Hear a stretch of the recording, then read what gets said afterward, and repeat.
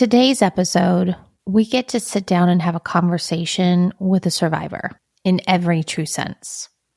You see, our guest has overcome a major physical injury as a result of a massive car accident. Someone with her kind of injury typically doesn't survive. She shares how, even with her chronic pain, she has channeled her resilience and presence to navigate and pivot over the course of her life. She has continued to succeed as a professional, as a mom, wife, all while daily navigating this chronic injury. We're also going to hear about the amazing organization she works with called We Are Rosie. And they are a team of mission-driven problem solvers creating the inclusive, people-centric marketing industry that we all deserve. Being completely transparent with you, my listeners, as I always am, our guest will talk about the details surrounding her accident and her neck injury. And for some of you, that may be difficult to listen to, so I just want you to be aware. Let's sit down and listen to this inspiring conversation with Catherine Traffis on today's episode of the GSD Factor podcast.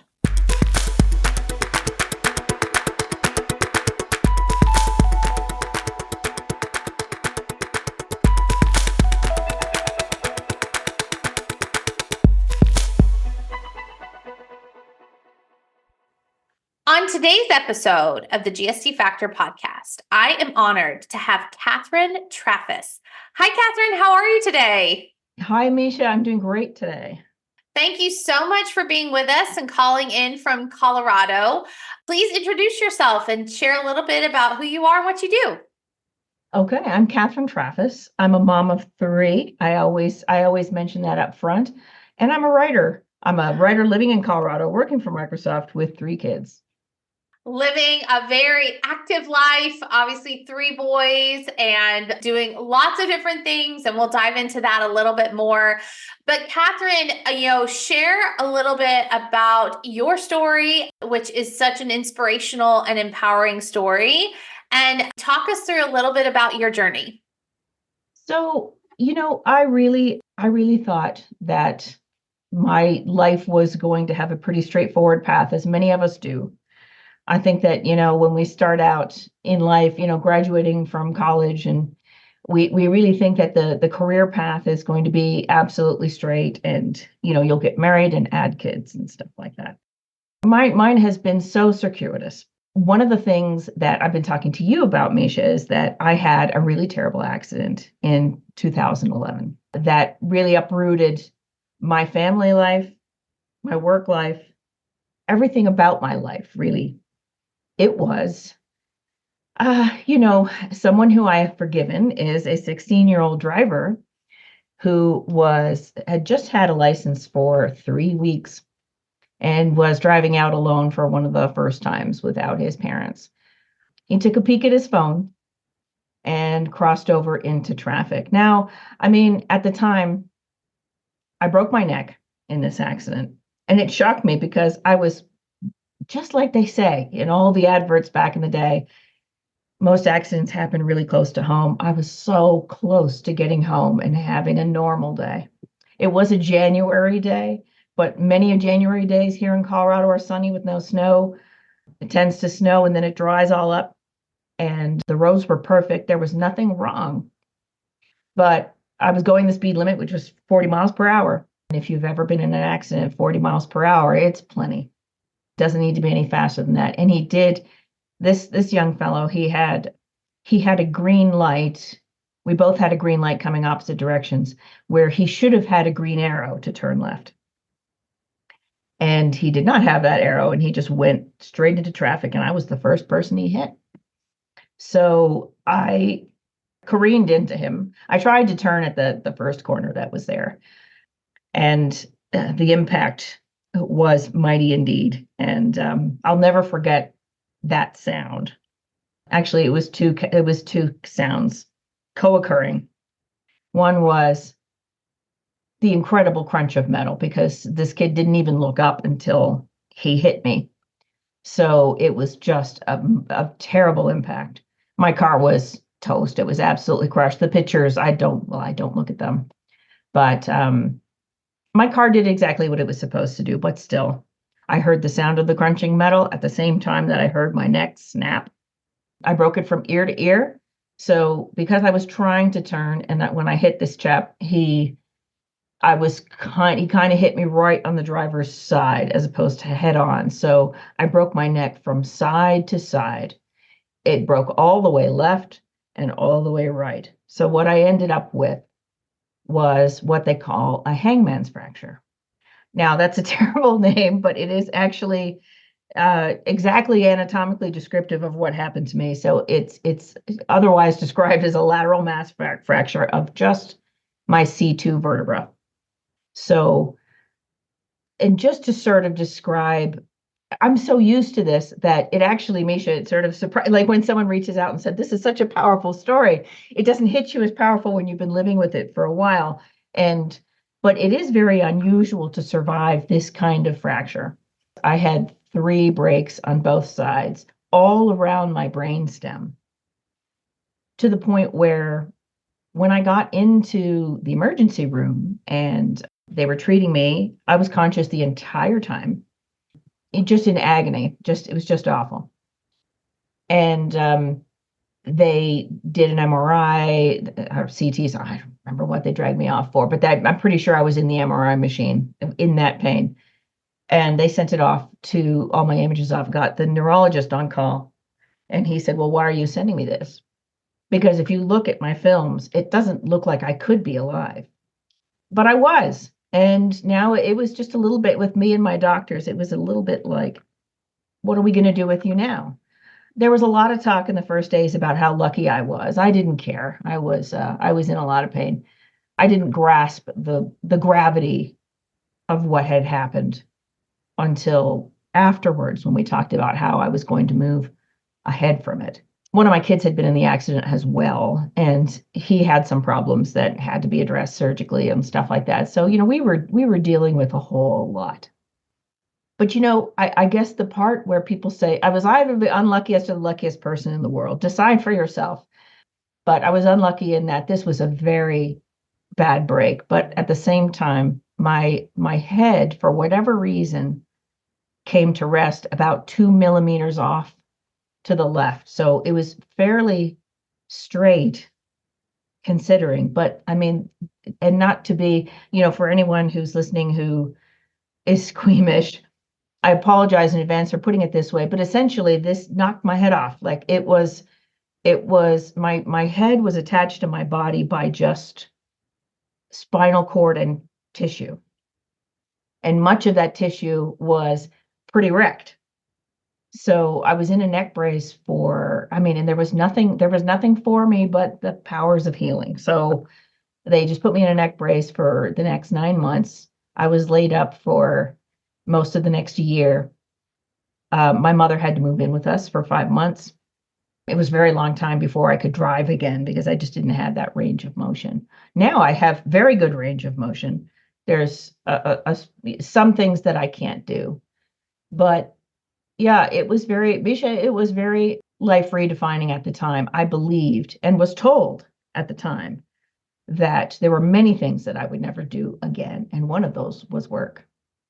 Catherine, your story is I have goosebumps. Just so many inspiring moments there. And, the lessons that you have learned along the way. I think, there's so many that resonate, but the fact that you've extended that forgiveness to that driver, the fact that you have, embraced, your new, this new life. And we're going to talk a little bit about your continued resiliency.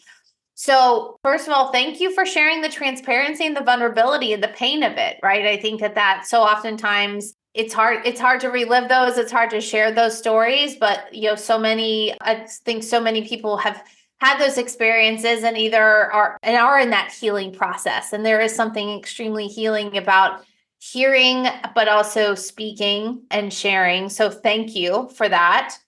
You're very welcome. Yeah. So you 9 months in the neck brace, did you end up having surgery, or did you end up, talk to us about what that recovery was like? Well, I think that one of the hardest things to deal with emotionally was being told that you need a very radical surgery. And then it turns out that they decided that I was inoperable. So I prepared myself for this massive surgery where all these different specialists were being called in. And I got very, very unlucky in the fact that when I was young, I had a birth defect, essentially. My thyroid gland didn't descend properly from conception. It's a very, very early form birth defect. Um, so I had a tendency to get cysts on my thyroid.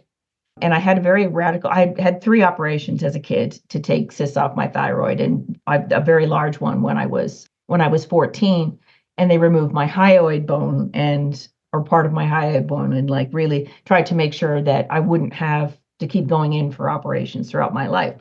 So I had already had a major surgery right across my throat. And that, unfortunately, is the entry point for an operation if you have had a C2 fracture. It's possible sometimes to go in on what they call the posterior side from the back of your head to do that operation, but it's extremely dangerous. And the reason it's so dangerous is because, when this break that I had, if I had damaged my spinal cord, it would have been just curtains for me. It's your brainstem, it's not your spinal cord. So we're not talking paralysis here. So the entry point for an operation on your C2 vertebra is very important. So really they wanted to do an anterior approach, which is through your throat. And I saw many specialists, and one was a speech and swallowing specialist, along with an ear, nose, and throat specialist who would be present during that surgery. And basically, the speech and swallowing fellow was a great guy. And he said, you really have to think hard about doing this because, yes, it would give stability to your spine. Oh, and I left a fact out, which was that of the 3 breaks to my C2, only 2 healed. One healed a bit and then stopped. And, unless they opened me up, we're really not sure exactly why. You can't see it on an MRI. It's probably a piece of scar tissue is there. But for whatever reason, whether it be spit and Elmer's glue or just luck, something is holding it together. So when the speech and swallowing therapist said, you definitely would need a feeding tube after this surgery, whether or not we would ever be able to take it out again is a difficult question because there are very delicate nerves in that part of your throat that I had been operated on before.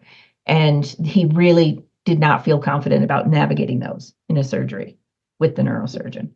So, and then it was also possible that I wouldn't be able to talk. So at the time, I had 2 9-year-olds and a 3-year-old. So I had to think about what it would be like for them to have a mother who couldn't eat food or talk.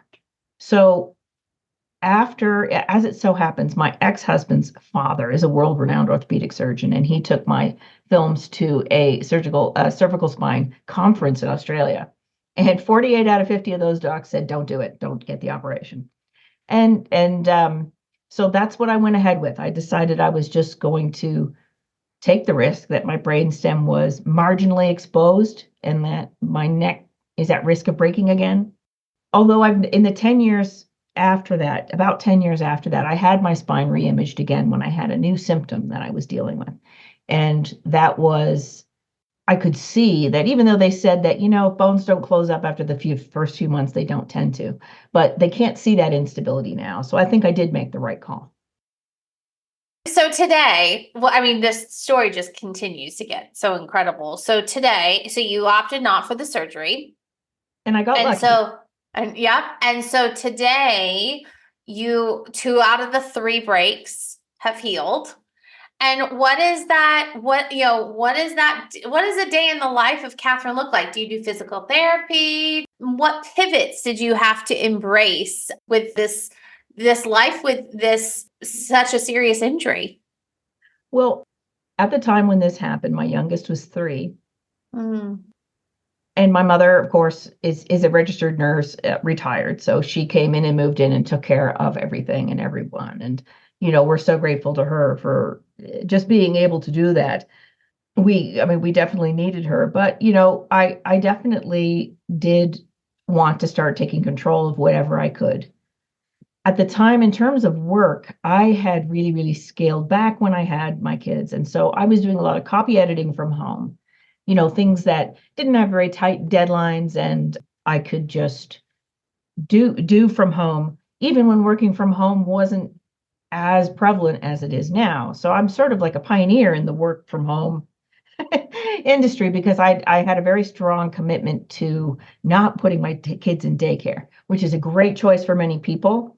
And for me, I'm very jealous of whoever is taking care of my children. So I was just going to make this work no matter what. So that's kind of where I was when this accident happened, was that I was this very possessive mother who wanted to do everything for her children and work from home. And with my husband working full time, I could do that. So I was actually in a position where I could say, if you have a neurosurgeon telling you, obviously a lot of chronic pain came out of this, and I still have that today. Not to the degree as when it first happened. I've been very lucky in that over the course of more than a decade, I have made improvements in terms of pain. And so I put my hope in that. But I did have a neurosurgeon telling me that you should go on disability now.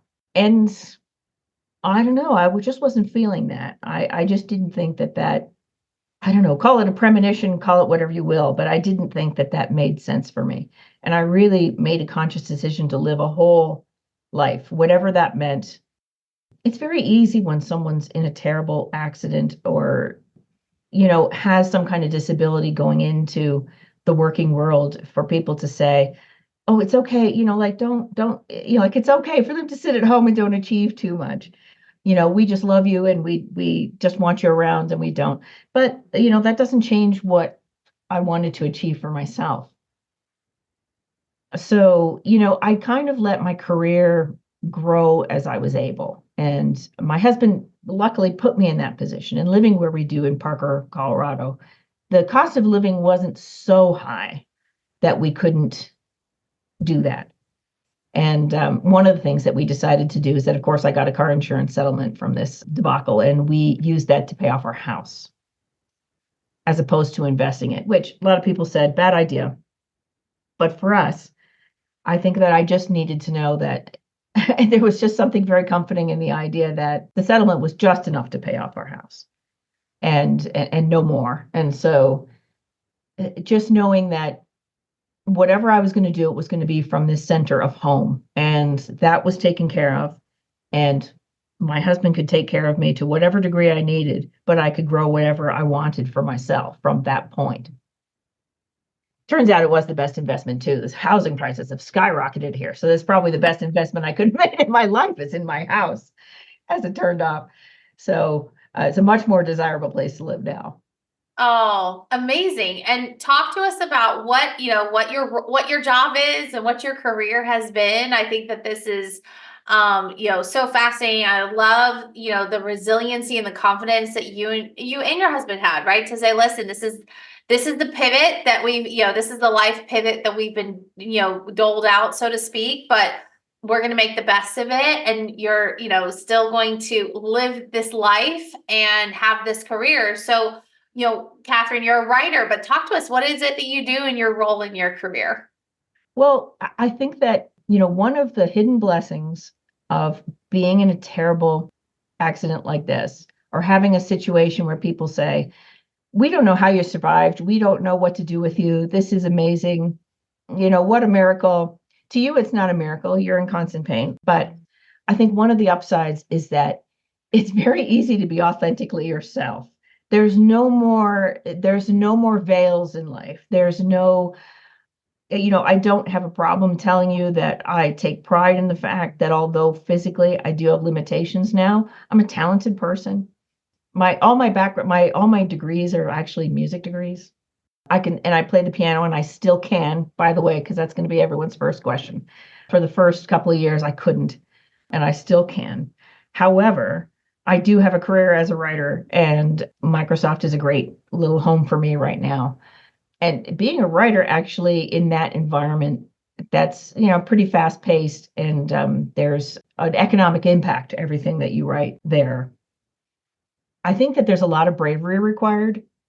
You have to be able to, somebody says, we need X, Y, and Z. And you'll say, okay, I am prepared to take a first stab at X, Y, and Z. I'm going to be the person who walks off that ledge and have it examined and taken apart by 30 executives. And that's sort of what life is like on a day-to-day basis. But I'm very fortunate to be able to do that from home. And I'm very, as much as I would not want the tragedies of COVID back, there's something about that experience that normalized working from home for me. And so it's actually made it much easier for me to work for a company that's not based where I'm based and get the salary that I think that I'm worth. And that's more commensurate with somebody who would be living there. But it definitely, it's very possible to do this from home if you have a flexible approach to work, which both the agency that I work for, which is called We Are Rosie, because many Microsoft people are contractors, on year-to-year contracts. So I work for a wonderful agency, We Are Rosie, and Microsoft is one of their clients. And Microsoft itself has a 5-hour core workday, and that's from 10 a.m. to 3 p.m. Pacific, which for me is 11 to 4. So everything else that I do can be flexed around that, which is helpful because the key to maintaining my work balance is not to do one thing for too long. I can't be sitting for too long. I can't be standing for too long. Sit up, stand up, lie down is sort of the whole thing. And I've really embraced not advanced yoga, but some very basic yoga stuff as the core of managing my pain. So I've gotten to a point using that very simple methodology of just very frequent breaks. I have a very paper-like tablet called a Remarkable tablet that I can write on anywhere if I'm feeling like there's somewhere better for me to be than at a keyboard. And I can email those to myself, and they become PDFs that you can use OCR, text recognition, to decipher. So I can keep working no matter how much. I could do that on a treadmill. I could, so because with me being a writer, it's always just about me and thinking and translating that into writing in some way. So yeah, it's like really just modified existence is perfect for me. Amazing. And I love too how, you have adapted and been agile with knowing, what you need and listening to your body, right? And saying, this is what I need in this moment. And, to have an employer that, is willing to be agile and flexible. I love the 5-hour workday. I think that sounds amazing. Allows you to have that work-life family integration as well with the kids. But also it's fun to see how technology has also assisted you, to be able to allow you to capture those moments. Because yes, as writers, you never know when the inspiration's going to hit, right? Whether it's sitting with the kids somewhere or, in the living room or whatever. And so being able to capture that is amazing. So, Catherine, share with us, we talk about the GSC factor life of 6 attributes of being confident, inquisitive, imaginative, present, resilient, and influential. So which one of those attributes do you feel really is resonating for you at this time, and why? I really think that, they all resonate with me, to be honest. I love those. I love all those attributes. And I think that, I'm trying to be conscious about many of those in my life, but being present is the one that I'm focusing on right now, because as my kids get older and become more independent, I'm really thinking about what I can do for myself that's going to make that life for me look as rich as it possibly can. And that really takes some introspection, and it takes some slowing down sometimes. I mean, I'm forced, because I have a physical disability, I'm forced to slow down many times, but really not that much. I think that I have a lot of people who depend on me. I love being a team player at work, and I love that they can contact me anytime and say, listen, we need someone to just jump off the cliff on this one and take a stab, and we hope that's going to be you. And I'll always say yes.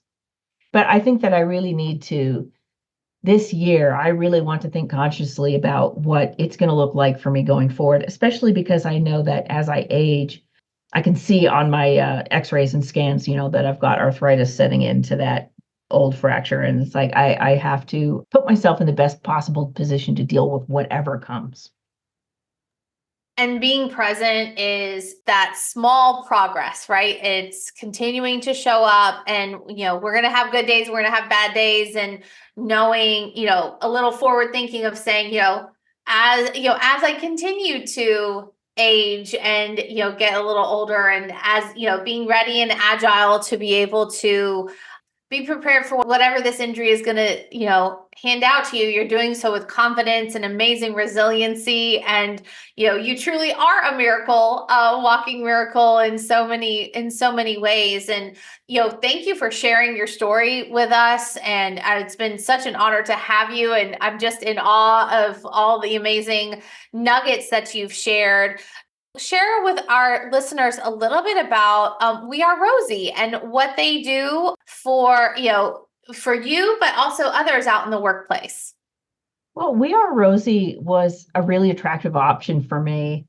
They're a freelance agency, mostly for marketers. And of course, for writers, there's a lot of work to be had in the marketing field. And they have a very diverse approach. So it's not that there's all women there, but it's a woman-founded company. And the men, there are men who are employed by We Are Rosie, and they are called brosies. The rest of us are rosies. And I believe that the name Rosie is a tribute to the founder's mother. And that's, so it's a bit of an odd name, but very powerful bunch of very skilled people there. I think they're very selective, in who they choose. And I've really loved working with everybody from there. But flexibility and being able to balance work and family life is really a focus for We Are Rosie. When they first hired me, that empathy really resonated with me. But I didn't tell them until recently, when they wrote the story that you stumbled upon, Misha, that I had this disability, because I was at a point where I felt like I was dealing with it adequately. And as long as I was signing on with an employer who, and not only, and of course, one of their big clients is Microsoft, and they're also the same way. That's very flexible. Both the agency and the employer, the client in my case, are very flexible. So I was immediately comfortable with that. But it was only recently that I shared that. And as a result of that story, that's when my lead writer, my sort of manager at Microsoft, found out for the first time that I was dealing with all this, because, it's not something that you want to lead with. I've been there a couple years now, but, when I first got there, I didn't want to start off by telling them what I thought I wasn't capable of. And as long as it didn't become an issue, I just wanted to show up like anybody else. And they've really let me do that, because they don't have a lot of pressure.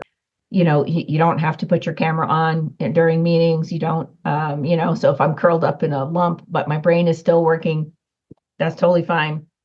They don't, they expect a response between those core hours pretty quickly, because that's when everybody's on. But, it's okay to do your work at midnight if you have to.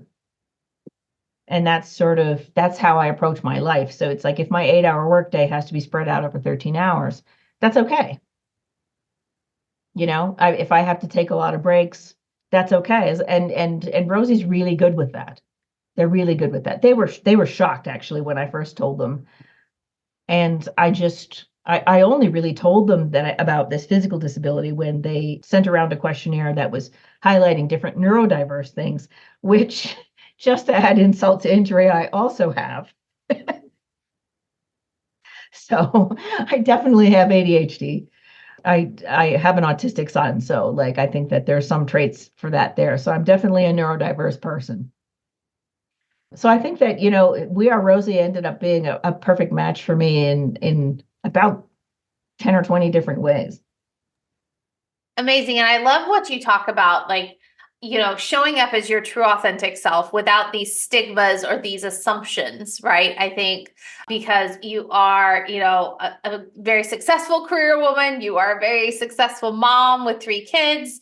And you are a medical miracle. And so, but sometimes certain things can overshadow, and we just want to show up and do really good work and get shit done, as we like to say here. And I think that that's really important. And I'm a huge advocate for that work-life family integration and flexibility, right? Because you're going to have those days where you need more flexibility than not. And I think employers that embrace that and encourage and advocate for that, I really commend them, and hats off to them. And so I'm so glad that there are places like We Are Rosie and clients like Microsoft that are doing that. So, Catherine, one of the questions I'm asking all of our podcast guests is, what are you powerfully choosing in 2024? I'm powerfully choosing wellness in 2024.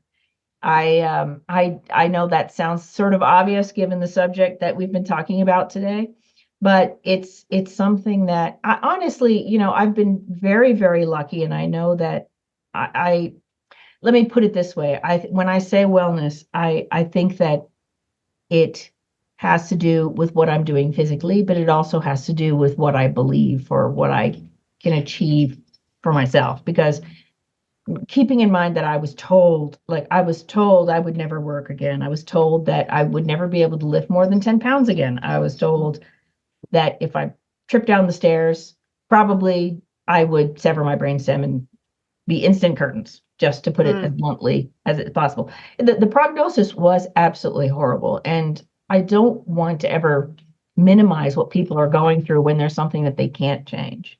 But in my case, I firmly think that part of my recovery is just what I believe about myself. So it's about myself and what I can do. I told you before we got on this call that I had just come back from chaperoning the high school band trip to Disneyland, and how I gave my son a massive speech at the end of how proud I was of myself for being able to go with him on this trip. He is proud of me. I think he appreciated it too. But, yes, I can't go on big roller coasters. Yes, those signs that warn people, don't go on this roller coaster if those signs are for me. But, he was happy to go on whatever I could go on and run off with friends and actually some family members who came to visit. So, but, just being able to make a decision to do something like that, it has as much to do with my perception of my wellness as it does with anything else. I know that I can go and modify my activities and still participate. And that has been hard, given that I've had doctors telling me, maybe you shouldn't be doing X, Y, and Z. But ultimately, I know I'm not putting myself at risk. I know I'm managing my health well because it's my body. Yes. And only you truly know your body best. Yeah, I didn't, honest to God, I think until this happened to me, I don't think I believed that. I think I believed that the machines would tell me what was going on best. But honestly, no one really knows how I've made it through this. And I want to continue to believe that I'm going to be well, that I'll be a grandma someday.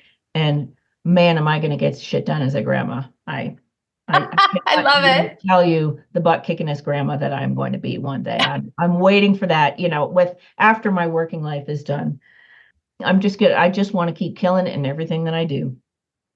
One of the things that you said that really resonated is that belief in yourself. And I think that is so key and important for those that have a disability or have had an illness, right? There's, yes, there's what the world will tell you, is what, the medical world will tell you, but having that belief in yourself, trusting your intuition, trusting your gut, trusting that your body best, and saying, I am going to push a little harder today, or I am capable of this. And I think those that have walked through journeys, like yourself, have, such an amazing resiliency muscle. And, if everyone just had, even just droplets of the resiliency that you and others have, it's amazing. I think it would really change the world, truly. And so, Catherine, thank you so much for, sharing your story today. It's been such an honor having you. And we will be sure to share your LinkedIn with everyone on the show notes and for them to reach out. And, thank you for being on here. And, to our listeners, thank you so much for being on this journey with Catherine and I today. And don't forget to get shit done. Thanks for listening to the GSD Factor podcast. If you liked this episode, please rate and subscribe on your favorite podcast platform, where you can also find previous episodes. Let's also connect on LinkedIn and Instagram. If you're looking for more information on the GSD Factor, visit us at gsdfactor.com. And always remember to GSD, get shit done.